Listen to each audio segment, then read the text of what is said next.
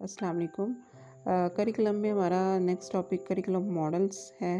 इससे पहले आपको करिकुलम का मीनिंग, उसकी डेरिवेशन, उसकी डिफरेंट डेफिनेशंस बताई थी। अब हम करिकुलम मॉडल्स की तरफ चलते हैं।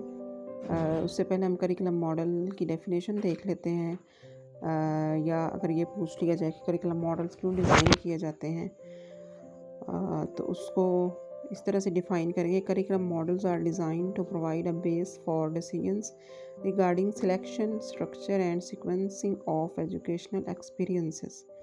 करिकुलम मॉडल्स एजुकेशनल मटेरियल की सिलेक्शन, उसके स्ट्रक्चर और उसके सीक्वेंस के बारे में डिसीजन करने के लिए डिज़ाइन किए गए थे।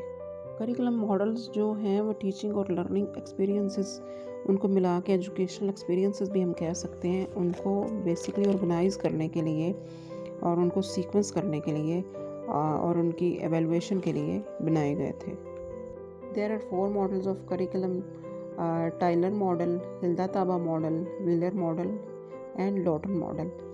अब इनकी ईयर पूछ लिया जाता है कि जैसे टाइलर ने मॉडल जो है वो अपना कब दिया था, तो टाइलर का मॉडल 1949 में उसने दिया था, हिल्दा ताबा ने 1962 में दिया था, व्हीलर ने अब मॉडल 1967 में दिया था एंड लॉटन ने 1989 में दिया था।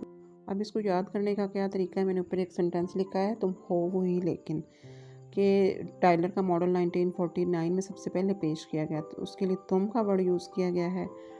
और हिल्दा ताबा ने 1962 में टाइलर के बाद मॉडल दिया था, उसके लिए हो का वर्ड है।